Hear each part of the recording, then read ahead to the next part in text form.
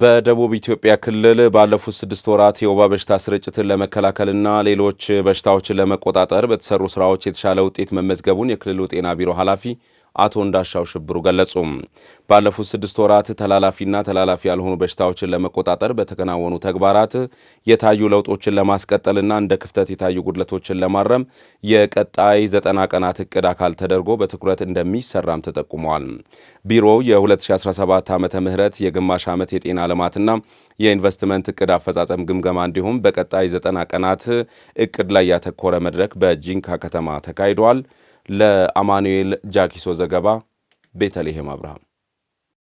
የደቡብ ኢትዮጵያ ክልል ጤና ቢሮ የ2017 ዓመተ ምህረት የግማሽ ዓመት የጤና ልማትና ኢንቨስትመንት እቅድ አፈጻጸም ግምገማና በቀጣይ 90 ቀናት በሚተገበሩ የትኩረት መስኮች ላይ ያተኮረ መድረክ በጂንካ ከተማ ተካሂዷል። በክልሉ ባለፉት 6 ወራት የእናቶችና የጨቅላ ህጻናትን ሞት ለመቀነስ የወባ በሽታ ስርጭት ለመከላከልና በሌሎች ዘርፎች በተከናወኑ ተግባራት የተሻሉ ውጤቶች መመዝገባቸውን የደቡብ ኢትዮጵያ ክልል ጤና ቢሮ ኃላፊ አቶ እንዳሻው ሽብሩ በዚህ ጊዜ ተናግረዋል። በተለይ በዚህ 6 ወር ውስጥ የተከሰተው የወባ ወረርሽኝን ከመቆጣጠር አኳያ ለሌሎች ክልሎች የሚሆን ጥሩ ተሞክሮ ነበር።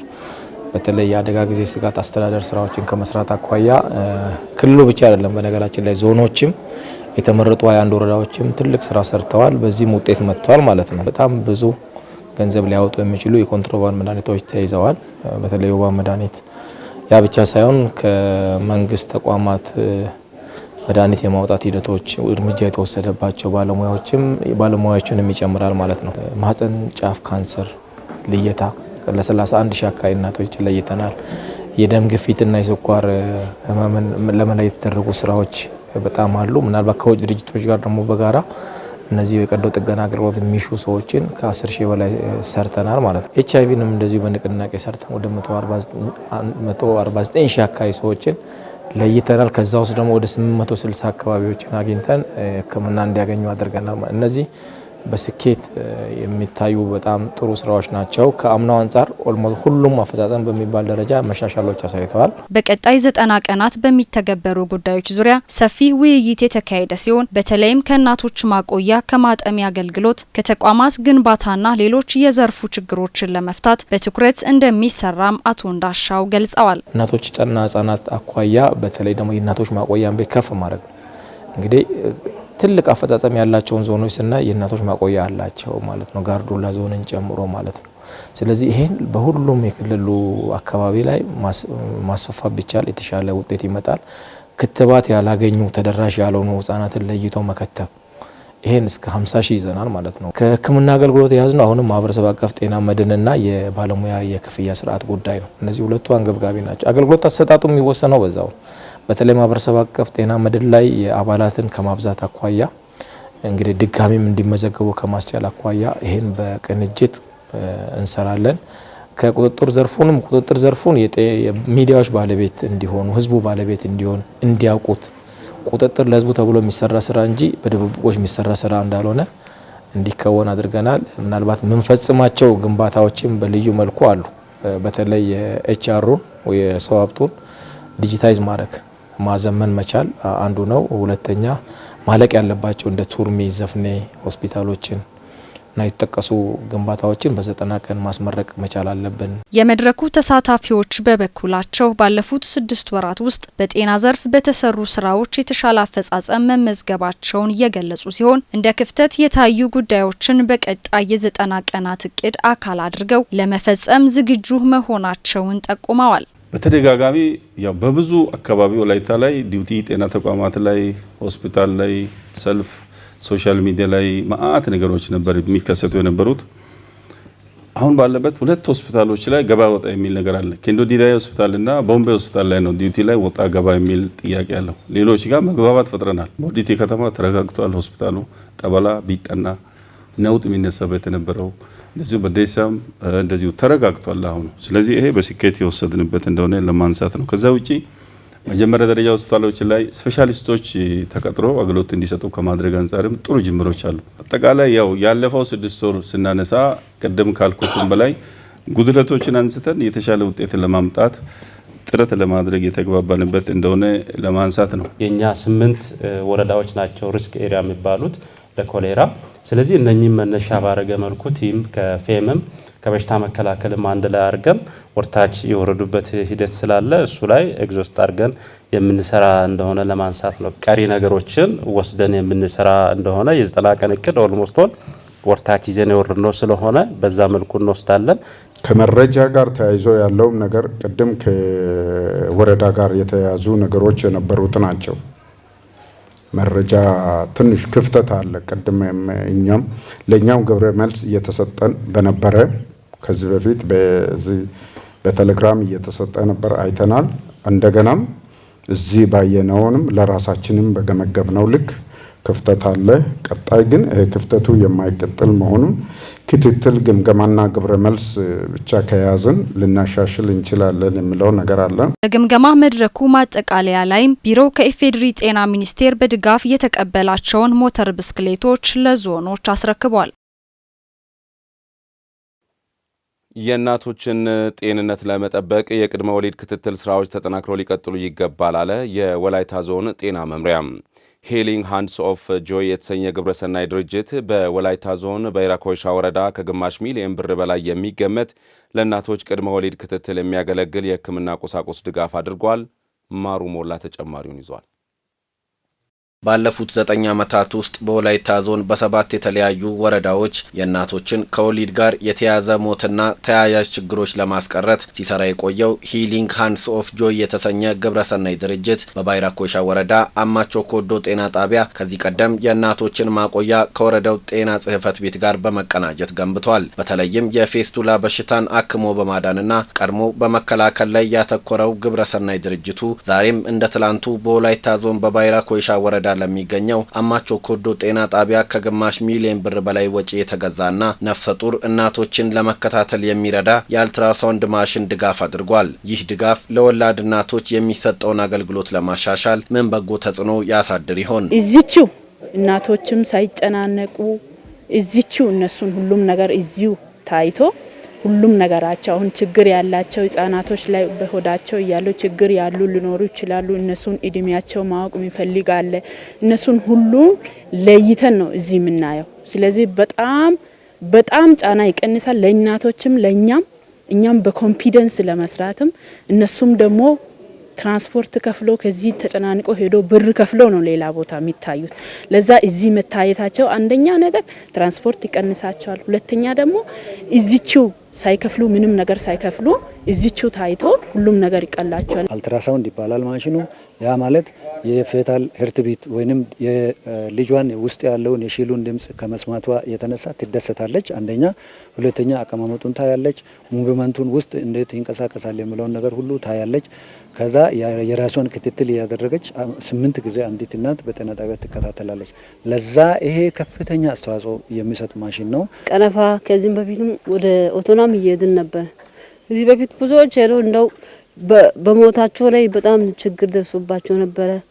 በሌላ ነገር ላይ ይሄው እንዳስተማራችሁት ሌላ ፌስቱላ የሚባል ነገር በሽታም ይዟቸው ነበረ። በዚህ በሞተር ኬስ ልጃቸውም እያጡ ምናምን በጣም ብዙ ችግር ደርሷቸው ነበረ። አሁን ይሄ ነገር በጣም በመምጣታችን በጣም ደስ ብሎናል።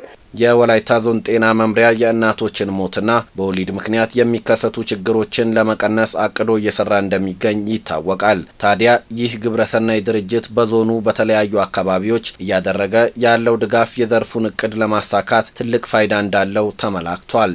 ሂሊንግ ሃንድስ ኦፍ ጆይ እያደረገ ያለው እንግዲህ እንደ ወላይታ በ7 ወረዳዎች ተመሳሳይ ድጋፍ ያደርጋል። አንዱ የቅድመ ወሊድ ምርመራ አገልግሎት በጊዜ ነፍሰ ጡር እናቶች ተይዘው ወይም ካሉበት ተይዘው ተገኝተው ወይም ተመዝግበው ከዛ በኋላ ወደ አገልግሎት ወደሚሰጥበት ቦታ እንዲመጣ ከማድረግ ትልቅ ፋይዳ ያለው ስራ እየተሰራ ነው። የተደረገው የአልትራሳውንድ ማሽን ድጋፍ ለእናቶች የሚሰጠውን የቅድመ ወሊድ ክትትል ምቹ ያደርጋል ያሉት የሂሊንግ ሃንድስ ኦፍ ጆይ ድርጅት ተወካይ አቶ ታጠቅ ተስፋዬ ድጋፎቹ በቀጣይ ተጠናክረው ይቀጥላሉም ብለዋል። ድጋፍ ከዚህ በኋላ የምንቀጥል ይሆናል። እንደሚታወቀው አልትራሳውንድ እናቶች ከዚህ በፊት የልጆቻቸውን እንቅስቃሴ ማየት አይችሉም። ስለዚህ የአልትራሳውንዱ በጤና ጣቢያ ላይ አቬሌብል ስላይደለ ይህን አገልግሎት ማግኘት አልቻሉም። ስለዚህ ይሄ ደግሞ ከቅድመ ወሊድ በፊት ያለውን አገልግሎት ምቹ ያደርገዋል። እናቶች ጓግተው ክትትላቸውን ሳያቋርጡ በመጀመሪያ 4 ዙር የነበረው አሁን ግን 8 ዙር የቅድመ ወሊድ ክትትል ተደርጓልና ይህንን 8 ጊዜ ናፍቀው እንዲመጡ ከሚያደርጉት አንደኛው አልትራሳውንድ ነው። ስለዚህ የአልትራሳውንድ እናቶች በጤና ተቋም ክትትላቸውን እንዳያቋርጡ የራሱ ድርሻ ያበረክታል። የተደረገውን የሕክምና መሳሪያ ድጋፍ በባይራ ኮይሻ ወረዳና አካባቢዋ የሚገኙ ሁሉም እናቶች እንዲጠቀሙበት የወረዳው ጤና ጽሕፈት ቤት እንዲቀሰቅስና አስፈላጊውን ምቹ ሁኔታ እንዲያመቻችም ተጠይቋል። የእናቶችን ጤንነት ለመጠበቅ የቅድመ ወሊድ ክትትል ስራዎች ተጠናክረው ሊቀጥሉ ይገባል አለ የወላይታ ዞን ጤና መምሪያ።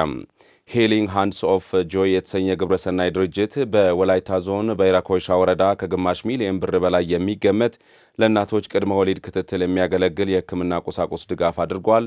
ማሩ ሞላ ተጨማሪውን ይዟል። ባለፉት 9 ዓመታት ውስጥ በወላይታ ዞን በ7 የተለያዩ ወረዳዎች የእናቶችን ከወሊድ ጋር የተያያዘ ሞትና ተያያዥ ችግሮች ለማስቀረት ሲሰራ የቆየው ሂሊንግ ሃንድስ ኦፍ ጆይ የተሰኘ ግብረሰናይ ድርጅት በባይራ ኮይሻ ወረዳ አማቾ ኮዶ ጤና ጣቢያ ከዚህ ቀደም የእናቶችን ማቆያ ከወረዳው ጤና ጽሕፈት ቤት ጋር በመቀናጀት ገንብቷል። በተለይም የፌስቱላ በሽታን አክሞ በማዳንና ቀድሞ በመከላከል ላይ ያተኮረው ግብረሰናይ ድርጅቱ ዛሬም እንደ ትላንቱ በወላይታ ዞን በባይራ ኮይሻ ወረዳ ለሚገኘው አማቾ ኮዶ ጤና ጣቢያ ከግማሽ ሚሊዮን ብር በላይ ወጪ የተገዛና ነፍሰ ጡር እናቶችን ለመከታተል የሚረዳ የአልትራሳውንድ ማሽን ድጋፍ አድርጓል። ይህ ድጋፍ ለወላድ እናቶች የሚሰጠውን አገልግሎት ለማሻሻል ምን በጎ ተጽዕኖ ያሳድር ይሆን? እዚችው እናቶችም ሳይጨናነቁ እዚችው እነሱን ሁሉም ነገር እዚሁ ታይቶ ሁሉም ነገራቸው አሁን ችግር ያላቸው ህጻናቶች ላይ በሆዳቸው እያሉ ችግር ያሉ ሊኖሩ ይችላሉ። እነሱን እድሜያቸው ማወቅ ይፈልጋል። እነሱን ሁሉም ለይተን ነው እዚህ የምናየው። ስለዚህ በጣም ጫና ይቀንሳል ለእናቶችም እኛም በኮንፊደንስ ለመስራትም እነሱም ደግሞ ትራንስፖርት ከፍሎ ከዚህ ተጨናንቆ ሄዶ ብር ከፍሎ ነው ሌላ ቦታ የሚታዩት። ለዛ እዚህ መታየታቸው አንደኛ ነገር ትራንስፖርት ይቀንሳቸዋል። ሁለተኛ ደግሞ እዚችው ሳይከፍሉ ምንም ነገር ሳይከፍሉ እዚችው ታይቶ ሁሉም ነገር ይቀላቸዋል። አልትራሳውንድ ይባላል ማሽኑ። ያ ማለት የፌታል ሄርትቢት ወይንም የልጇን ውስጥ ያለውን የሺሉን ድምጽ ከመስማቷ የተነሳ ትደሰታለች። አንደኛ፣ ሁለተኛ አቀማመጡን ታያለች። ሙቭመንቱን ውስጥ እንዴት ይንቀሳቀሳል የሚለውን ነገር ሁሉ ታያለች። ከዛ የራሷን ክትትል ያደረገች 8 ጊዜ አንዲት እናት በጤና ጣቢያ ትከታተላለች። ለዛ ይሄ ከፍተኛ አስተዋጽኦ የሚሰጥ ማሽን ነው። ቀነፋ ከዚህም በፊትም ወደ ኦቶናም እየሄድን ነበር። እዚህ በፊት ብዙዎች ሄደው እንደው በሞታቸው ላይ በጣም ችግር ደርሶባቸው ነበረ። በሌላ ነገር ላይ ይሄው እንዳስተማራችሁት ሌላ ፌስቱላ የሚባል ነገር በሽታም ይዟቸው ነበረ። በዚህ በሞተር ኬስ ልጃቸውም እያጡ ምናምን በጣም ብዙ ችግር ደርሷቸው ነበረ። አሁን ይሄ ነገር በጣም በመምጣታችን በጣም ደስ ብሎናል። የወላይታ ዞን ጤና መምሪያ የእናቶችን ሞትና በወሊድ ምክንያት የሚከሰቱ ችግሮችን ለመቀነስ አቅዶ እየሰራ እንደሚገኝ ይታወቃል። ታዲያ ይህ ግብረሰናይ ድርጅት በዞኑ በተለያዩ አካባቢዎች እያደረገ ያለው ድጋፍ የዘርፉን እቅድ ለማሳካት ትልቅ ፋይዳ እንዳለው ተመላክቷል።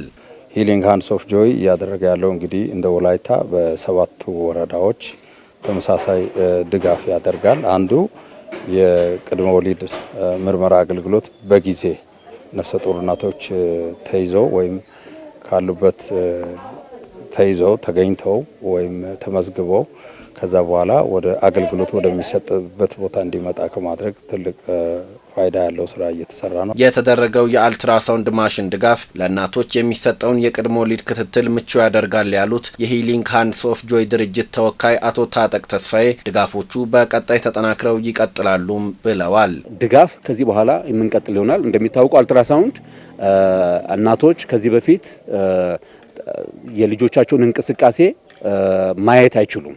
ስለዚህ የአልትራሳውንዱ በጤና ጣቢያ ላይ አቬሌብል ስላይደለ ይህን አገልግሎት ማግኘት አልቻሉም። ስለዚህ ይሄ ደግሞ ከቅድመ ወሊድ በፊት ያለውን አገልግሎት ምቹ ያደርገዋል። እናቶች ጓግተው ክትትላቸውን ሳያቋርጡ በመጀመሪያ 4 ዙር የነበረው አሁን ግን 8 ዙር የቅድመ ወሊድ ክትትል ተደርጓልና ይህንን 8 ጊዜ ናፍቀው እንዲመጡ ከሚያደርጉት አንደኛው አልትራሳውንድ ነው። ስለዚህ የአልትራሳውንድ እናቶች በጤና ተቋም ክትትላቸውን እንዳያቋርጡ የራሱ ድርሻ ያበረክታል። የተደረገውን የሕክምና መሳሪያ ድጋፍ በባይራ ኮይሻ ወረዳና አካባቢዋ የሚገኙ ሁሉም እናቶች እንዲጠቀሙበት የወረዳው ጤና ጽሕፈት ቤት እንዲቀሰቅስና አስፈላጊውን ምቹ ሁኔታ እንዲያመቻችም ተጠይቋል።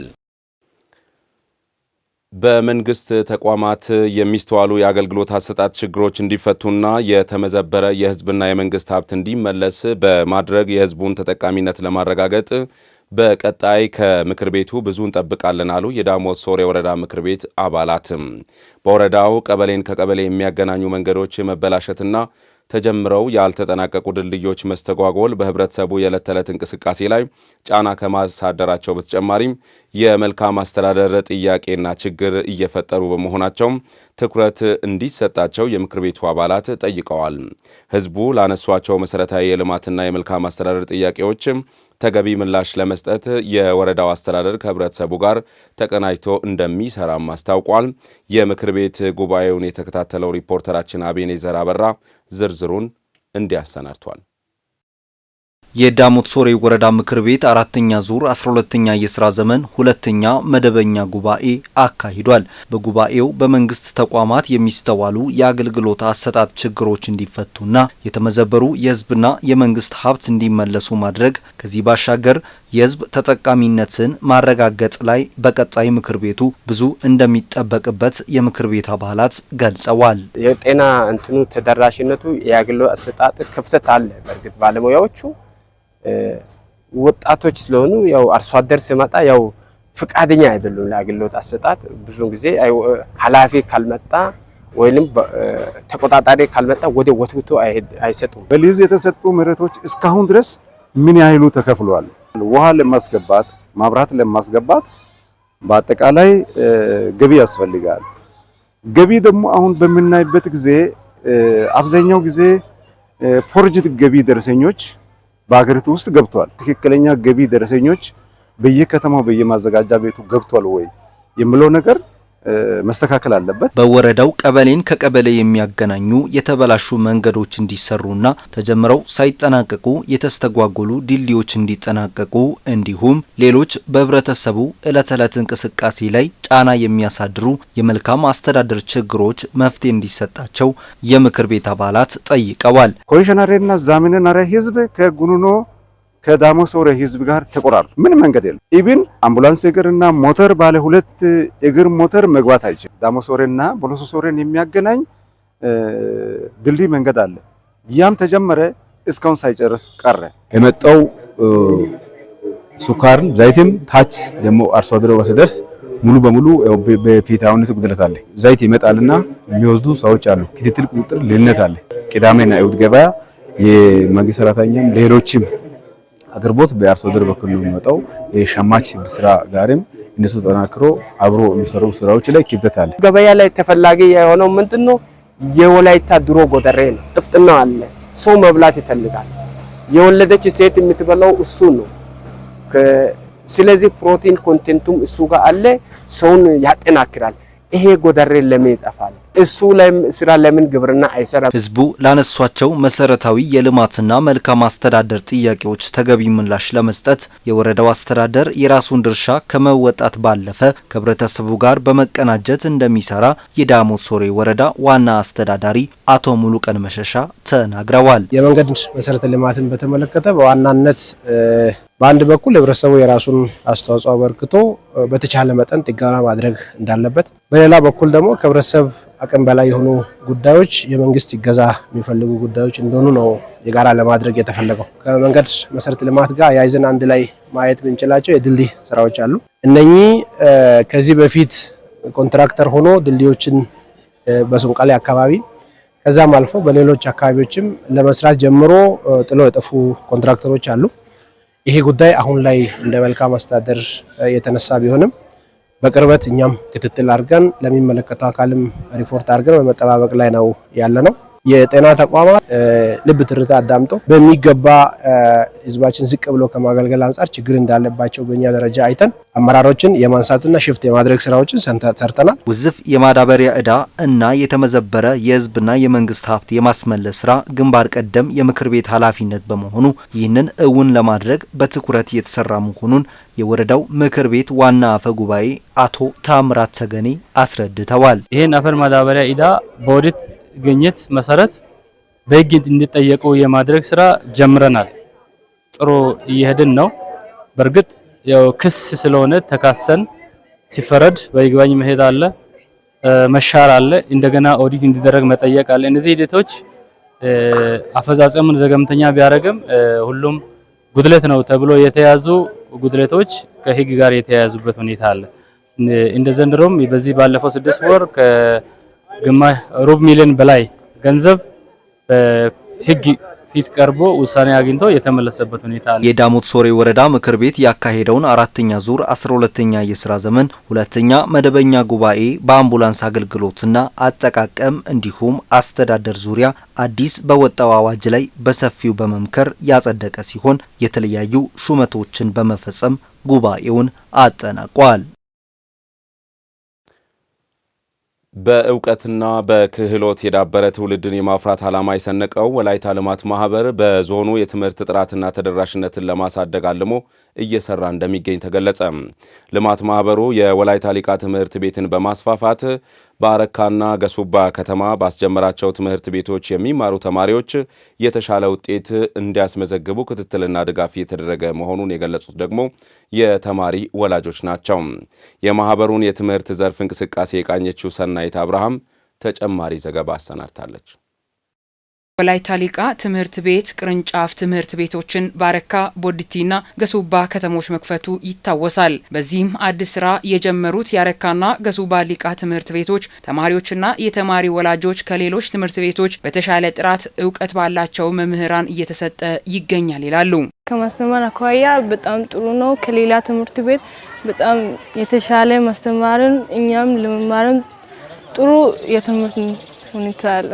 መምህሩ ውጤታማ ካልሆነ በተማሪ ተገምግሞ የሆነ እየተሰጠ የተማሩ ግምገማ እየታየ መምህሩ ይቀየራል። ከ75 በታች ያመጣ ተማሪ ስለማያልፍ በጣም ተማሪ እንዲተጋና ተማሪ ደግሞ ራሱን እንዲያሳድግ እውቀቱን እንዲያጎለብት ከመምህራን ጋር ያለውን ሪሌሽንሺፕ ደግሞ እንዲያጎለብት በጣም ትልቅ አስተዋጽኦ ያለው ትምህርት ቤት ነው። ተማሪዎችና የተማሪዎች ወላጆች በትምህርት ቤቶች የሚስተዋለው የመጽሐፍትና የኮምፒውተር እጥረት እንዳለ በማንሳት ችግሩ መቀረፉ ተማሪዎች የተሻለ ውጤት እንዲያስመዘግቡ ያግዛል ብለዋል። ላይብረሪ ውስጥ ሌላ አጋዥ መጽሐፎችን በብዛት አልሞላም። በላይብረሪ ውስጥ መጽሐፍ የሚባል ምንም የለም። ላይብረሪ ብቻ ነው ያለው፣ መጽሐፍ የለኝም። አሁን በቅርቡ ዲጂታል ክሮም ቡክ ክፍል ተከፍቷል።